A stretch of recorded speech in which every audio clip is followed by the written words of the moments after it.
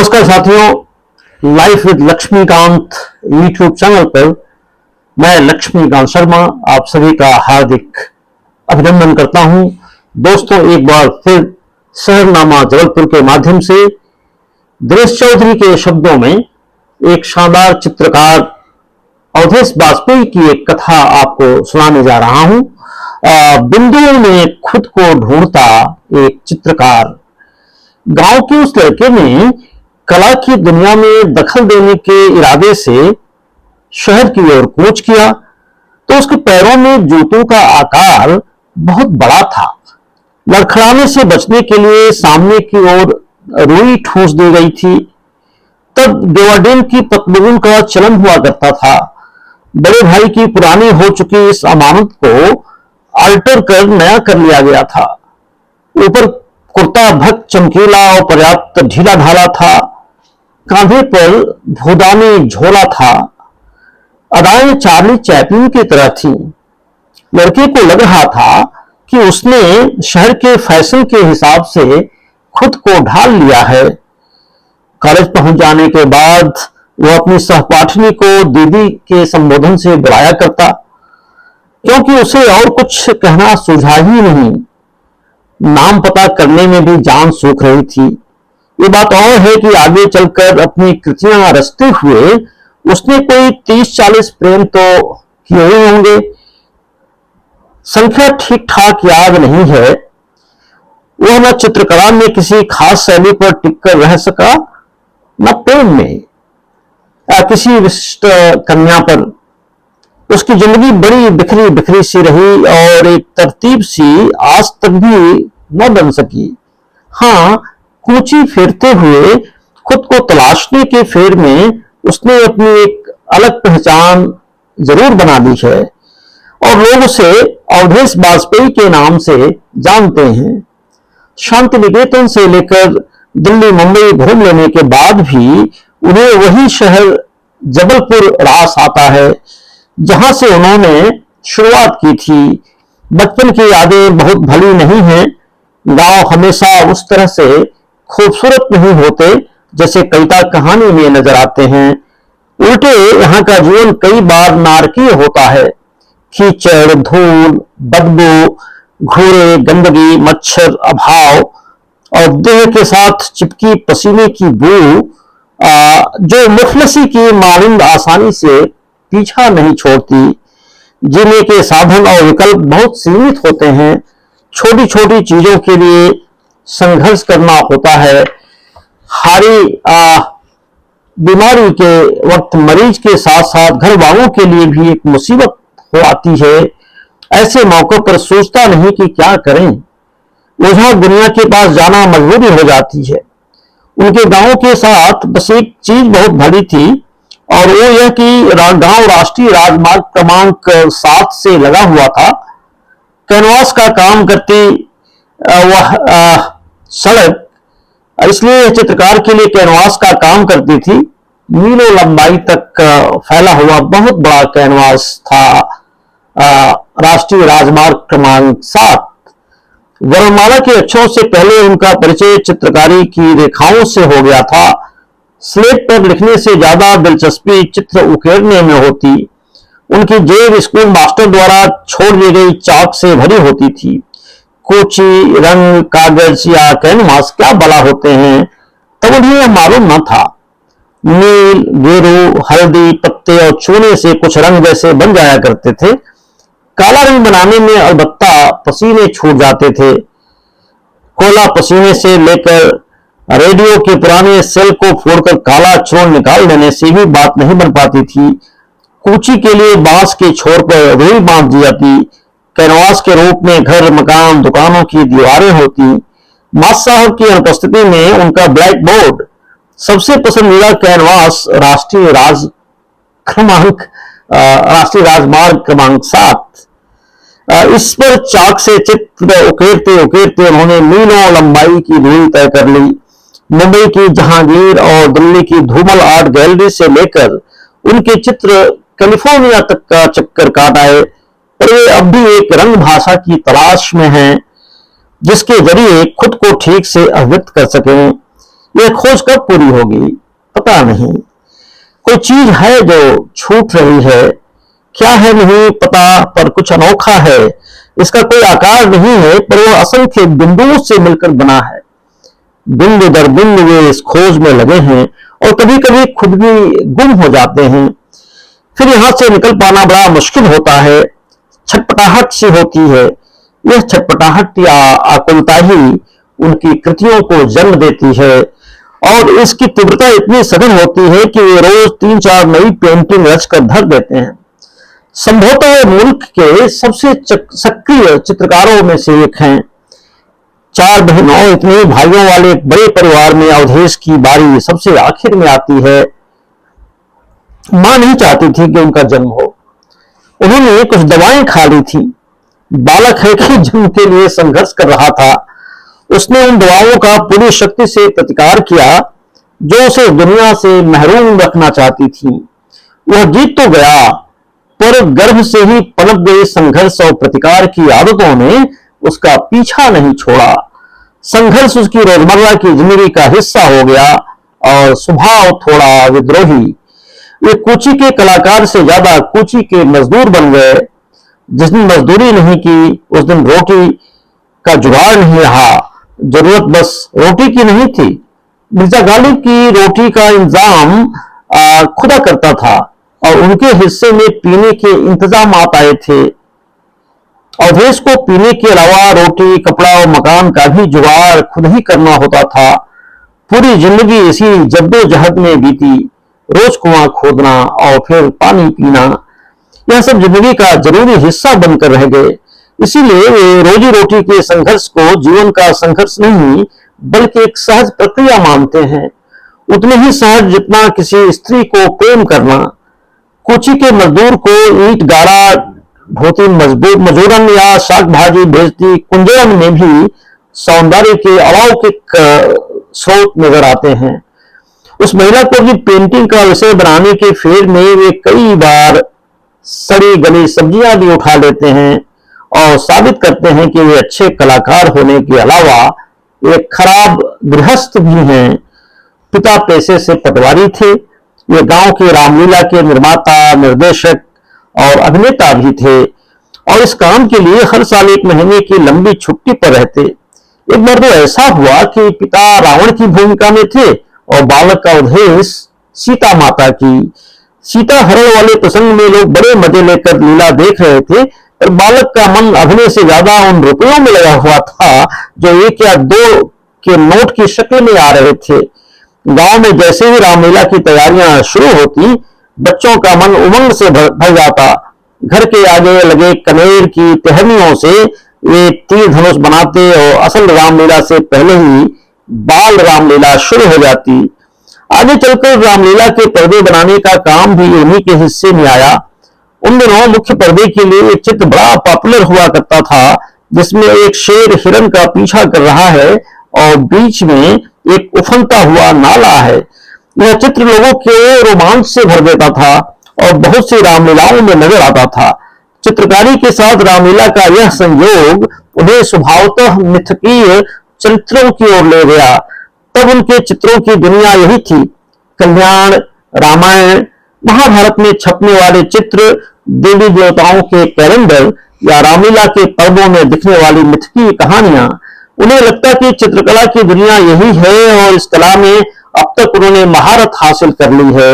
इस बीच एक घटना और हुई। एक बहुत बड़े धर्मगुरु गांव में पधारे।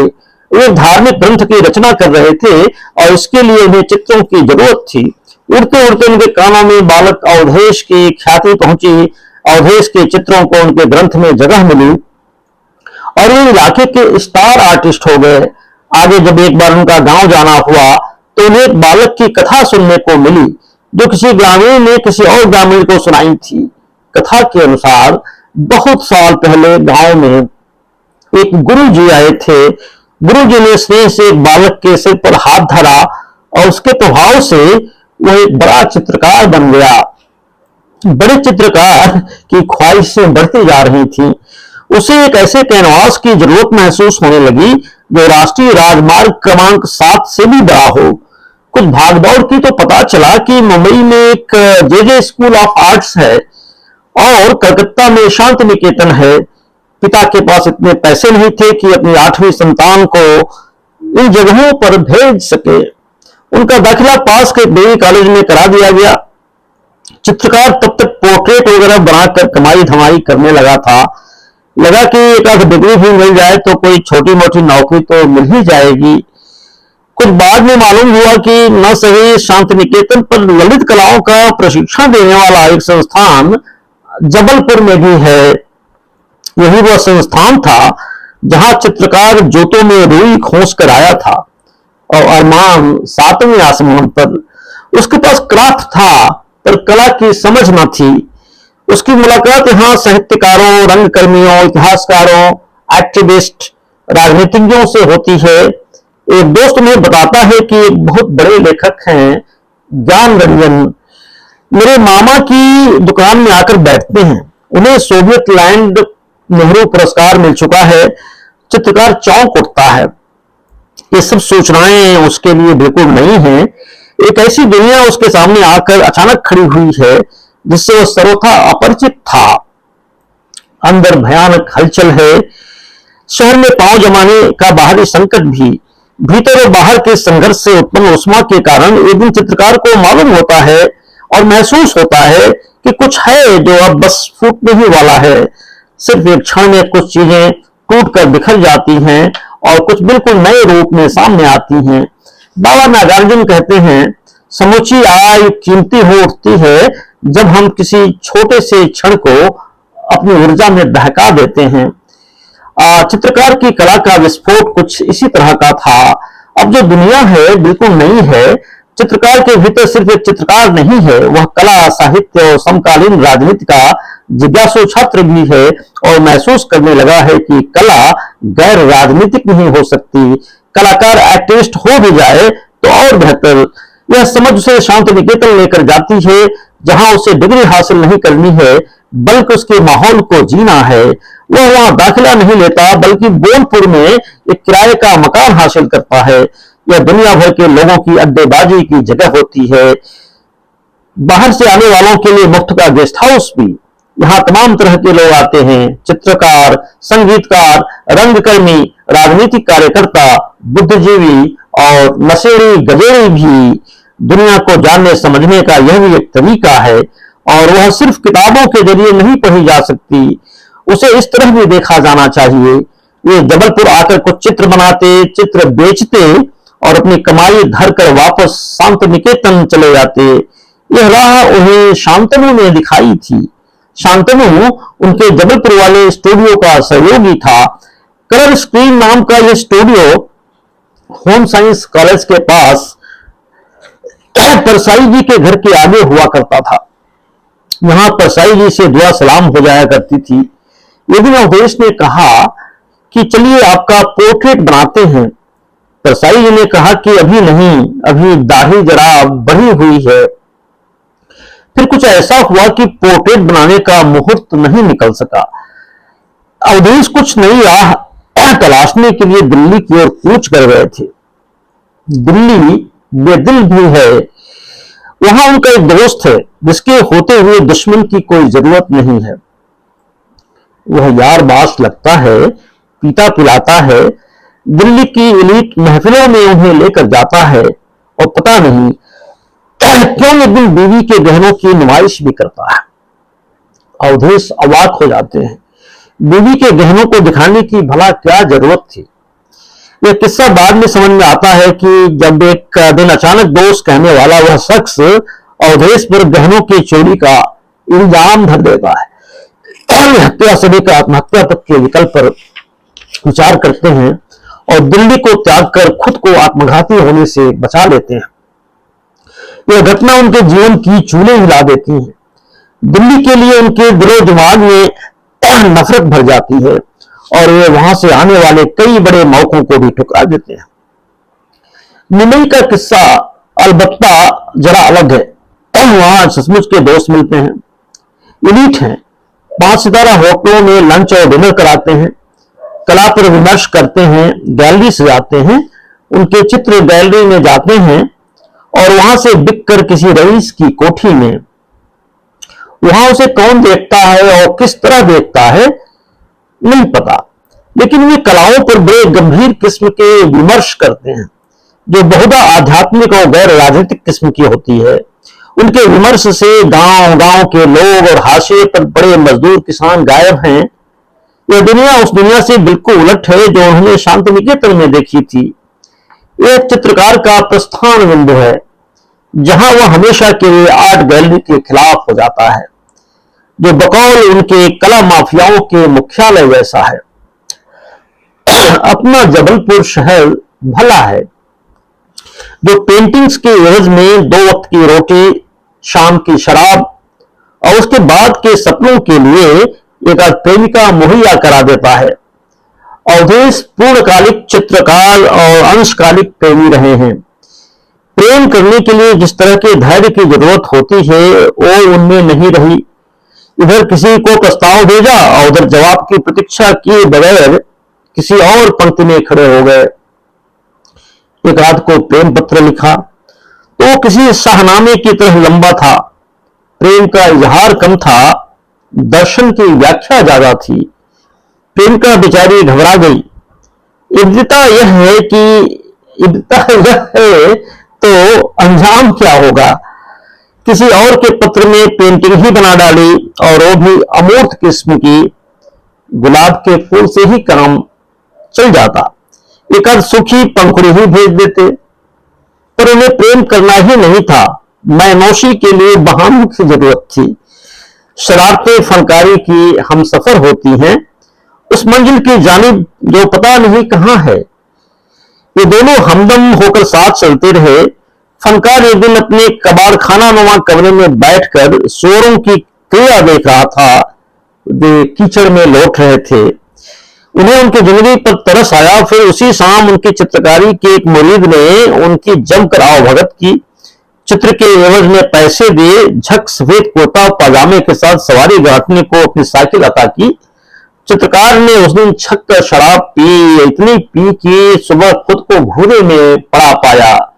आंखें खुली तो सबसे पहले कीचड़ क्रिया करते सुअरों की याद आई। जेब टटोला तो पैसे गायब थे। साइकिल भी शायद वही मेहरबान उठाकर ले गया हो। उसी क्षण उन्होंने कसम खाई कि आइंदा शराब नहीं पिएंगे। फिर उसी शाम एक सच्चे शराबी की तरह उन्होंने अपनी कसम तोड़ दी। अलबत्ता एक दूसरी पेंटिंग बनाकर साइकिल की कीमत चुका दी। हर आड़े वक्त में उनकी पेंटिंग उनके साथ खड़ी रही। उनके पास स्मशान चित्रकारी का भी अच्छा खासा तजुर्बा है। अपनी बेरोजगारी के दिनों में, जो ईश्वर की कृपा से अभी भी खत्म नहीं हुई है, वे ग्वाली घाट के स्मशान में अड्डा जमाया करते थे।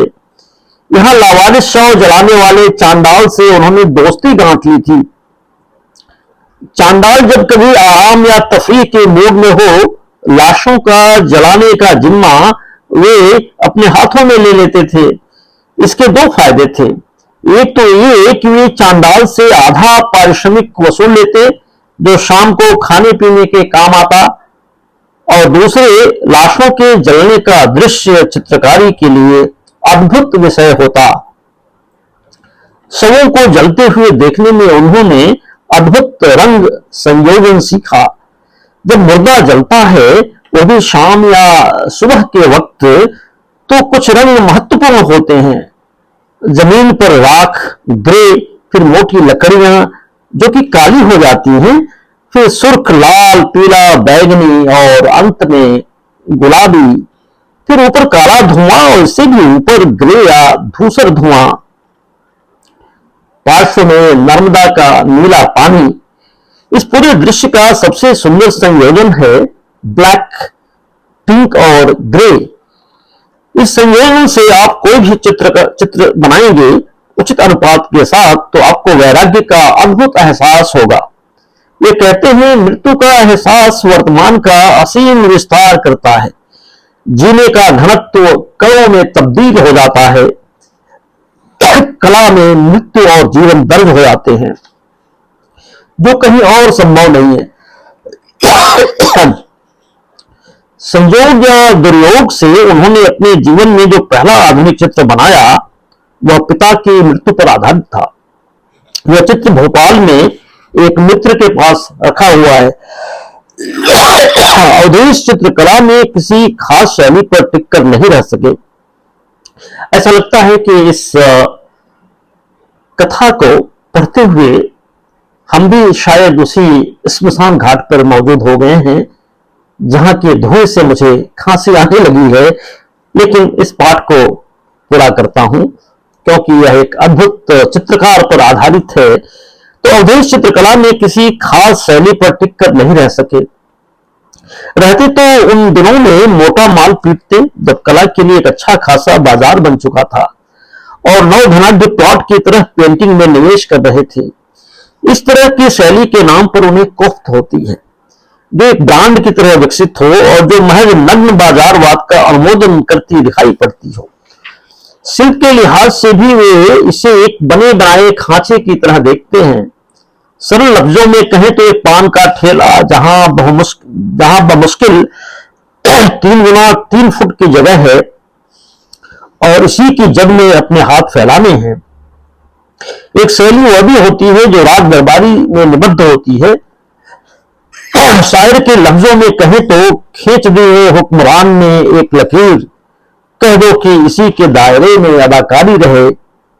जाहिर है उनका विद्रोही स्वभाव ऐसी किसी भी शैली का प्रतिकार करता रहा, पर चित्रकला में बिंदुवाद से वे खासे प्रभावित रहे। इस बिंदुवाद की जड़ें उनके अपने बचपन से जुड़ी हैं। जब वे रेखा गणित पढ़ते थे, पढ़ाई का बस यही हिस्सा उन्हें याद रह पाया जिसमें सारे आकार रेखाओं से मिलकर बनते हैं और वह खुद बिंदुओं से। बड़ा सिर्फ वह नहीं है जो विशालकाय है, महत्वपूर्ण वह है जो सूक्ष्मतम है, सबसे छोटा है। समूचे ब्रह्मांड की रचना इन्हीं सूक्ष्मतम कणों से मिलकर होती है, टाइनीएस्ट पार्ट से होती है। वो इसी भौतिक जगत का हिस्सा है। कुछ तो है जो गॉड पार्टिकल जैसा है, पर वह मायावी या अबूझ नहीं है, वह इसी भौतिक जगत का हिस्सा है। संक्षेप में उनका बिंदुवाद सैयद हैदर रजा की तरह अध्यात्म से नहीं बल्कि विज्ञान से प्रेरित है। आज का सारा आभासी संसार जो वास्तविक दुनिया पर भी छाया हुआ है उसी डिजिटल तकनीक की बुनियाद पर टिका है जो असंख्य बिंदुओं या मेगापिक्सल से रचा जाता है। इस बिंदुवाद पर उन्होंने शिद्दत के साथ तब सोचने का जतन किया जब वे दमोह वाले खाटी बुंदेलखंडी इलाके में थे। यहाँ का राई नृत्य पूरे मुल्क में मशहूर है। ढोलक की थाप पर बहनियां उसी तरह मनमस्त होकर नाचती हैं जैसे राई से भरे थाल को थपथपाने पर राई उछलती है। यह जो राई है प्रकृति में पाए जाने वाले सूक्ष्मतम बीजों में से एक है और अपने गोल मटोल आकार के कारण ठीक किसी बिंदु सा नजर आता है। ठीक इन्हीं दिनों में वे वान गॉग के समकालीन चित्रकार जॉर्ज श्यूरेट के चित्रों व उनकी कला से वाकिफ होते हैं जो बिंदुओं के जरिए अपनी रचना करते थे। यह बारीक और जतन से किया जाने वाला काम है और थोड़ा उबाऊ भी है। पिकासो ने भी इसमें 1-2 रचनाएं की और शायद ऊब कर उन्हें अधूरा छोड़ दिया। अवधेश को बिंदुवाद की यह कला खुद उनकी अपनी अवधारणा के सबसे करीब लगती है। सवाल फिर भी रह जाता है कि अब इस मुकाम पर वे जो कुछ भी रच रहे हैं वो किसके लिए है। यह सवाल गवैयों या बाजे वालों से भी अक्सर पूछा जाता है और वे आंखें मूंद कर अपने हाथ ऊपर की ओर फैला देते हैं, यानी जो कुछ भी है वह ईश्वर के लिए है। तो यह ईश्वर है कहां? अवधेश अपने साहित्यिक गुरु उमाशंकर चौबे के साथ उस्ताद विलायत खान को सुन रहे थे। उन्होंने बड़े ही मन से एक सुर लगाया और अपनी आंखें मूंद ली। सुर की तासीर चौबे जी तक पहुंच गई और बेसाख्ता उनके मुंह से वाह निकल पड़ा। उस्ताद जब सम पर आए तो उन्होंने वादन रोककर कहा कि भी पीछे जिन साहब ने दाद दी थी वे बराए मेहरबानी सामने आकर बैठ जाएं। लब्बो लुआब यह कि फनकार और सुनकार एक साथ संवेदनशीलता के उस बिंदु पर पहुंच जाते हैं जिसे विज्ञान की भाषा में ट्यून होना कहा जाता है। यह बिंदु किस तरह अस्तित्व में आता है? अपना बचपन तो आपको याद होगा ही। बचपन में खुशियां क्या बहुत बड़ी चीजों से हासिल होती थी? नहीं, वह आम की कैरियों, टूटी हुई चूड़ियों, सीताफल के बीज और अकपकी इमली से भी मिल जाती थी।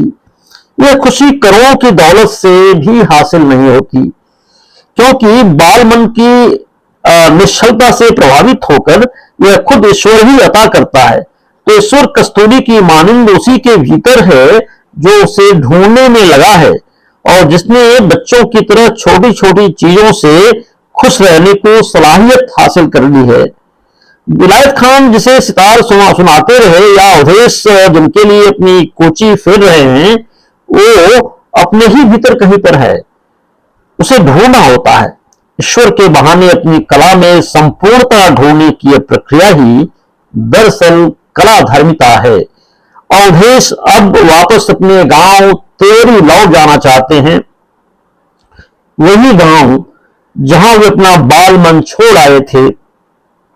चित्रकारी का बचा हुआ सिलसिला वे शायद वहीं से आगे बढ़ाएं। राष्ट्रीय राजमार्ग क्रमांक 7 से होकर उनका सफर अभी मुकम्मल नहीं हुआ है। इसका एक हल्का अपने चित्रकार के लिए प्रतीक्षारत है। तो साथियों, यह थी एक कथा अद्भुत चित्रकार अवधेश वाजपेयी के ऊपर। अगले किसी एपिसोड में एक और प्रतिभा संपन्न कलाकार, साहित्यकार, लेखक या किसी एक और व्यक्तित्व पर लेकर आपके सामने हाजिर होऊंगा।